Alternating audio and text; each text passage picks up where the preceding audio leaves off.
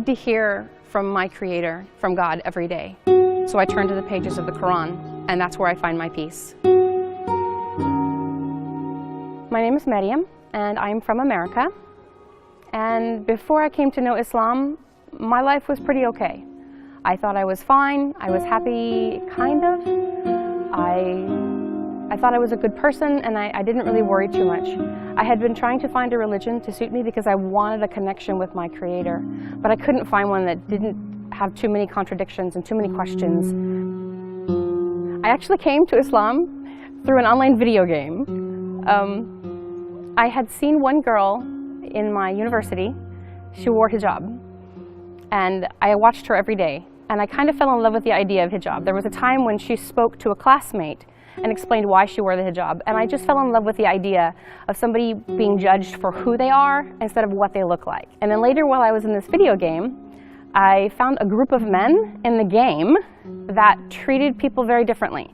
They had a lot of respect for people, and especially respect for women. And one of those men came to me one day and said, "You need to be a Muslim."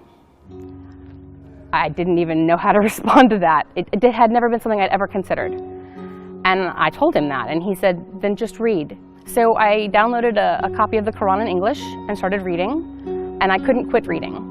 And then I was downloading books about new Muslims and what they need to know. And I came upon the idea of the Shahada, and it explained what the Shahada means. And after I read that portion, it was just like a lightning bolt went off inside me. That was what I had been looking for my whole life. The idea that there is a God, but He's just the one God. I don't have to mix Him with other people. And I can communicate with Him directly. Allahu Akbar.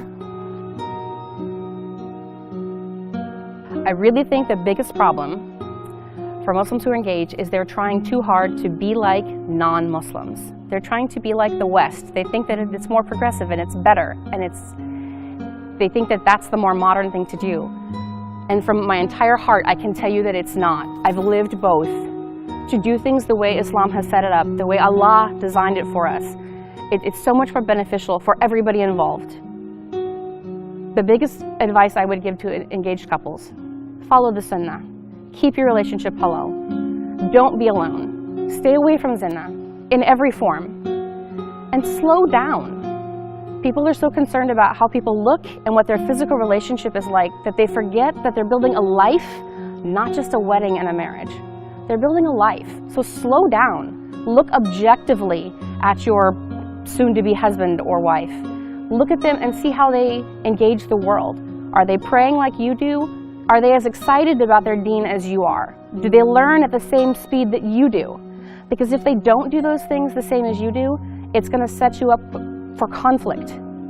If one of you is very strong in your deen and the other is very lazy in their deen, it's going to cause a lot of problems in the house. And that's not necessary. Pay attention to those things and be objective. Don't jump into love before you know that this is going to work for you. Slow down. Allah gave us these rules for a reason, and they work when it's done correctly.